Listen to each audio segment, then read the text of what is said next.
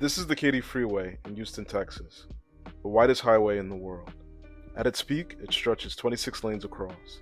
Billions of dollars were poured into expanding it with the hope of solving traffic congestion. But here's the kicker. Just a few years later, travel times actually got worse.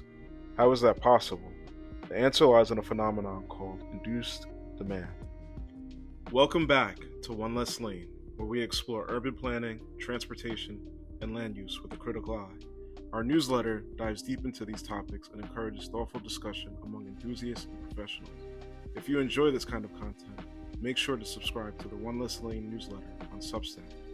So what exactly is induced demand, and why does it keep coming up in conversations about traffic, highways, and urban development? Induced demand is the idea that when you expand road capacity, you don't actually fix congestion, you encourage more driving. It's like loosening your belt to solve weight gain. Sure, it feels better for a moment, but the problem doesn't go away. At first, traffic may ease after an expansion, but soon people who avoided driving during rush hour see open lanes and decide to hit the road. Others move farther from work because the commute looks easier, fueling suburban sprawl. Some switch from transit to driving. Businesses schedule more deliveries. Slowly but surely, the road fills back up. The end result?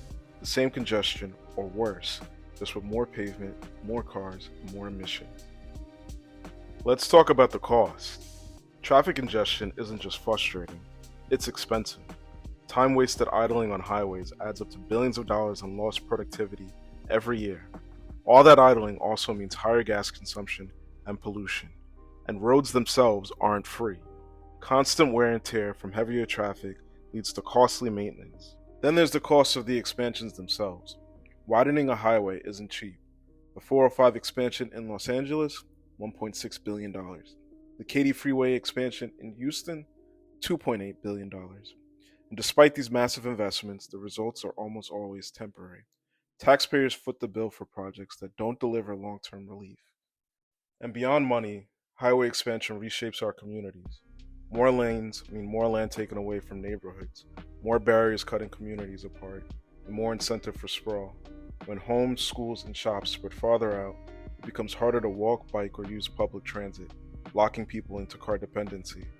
In the long run, we pay with our time, our wallets, and the fabric of our cities. If adding lanes isn't the solution, what is? Smarter urban planning. Cities that invest in reliable public transit, safe bike infrastructure, and walkable neighborhoods see real improvements in mobility and quality of life. Instead of pouring billions into asphalt, investing in sustainable alternatives creates healthier, more connected communities. So the next time you hear someone say, they should just add more lanes, remember the Katy Freeway. More lanes don't mean less congestion. They mean more cars, more costs, and more inefficiency.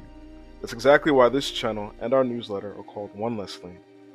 It's a play on the old saying, one more lane will fix it, a phrase used to justify the same repeated cycle of expansion and sprawl. But as we've seen, one more lane doesn't solve the problem.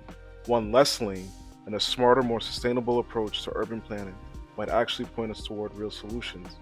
If you found this helpful, hit the like button, leave a comment, and subscribe to the One Less Lane YouTube channel.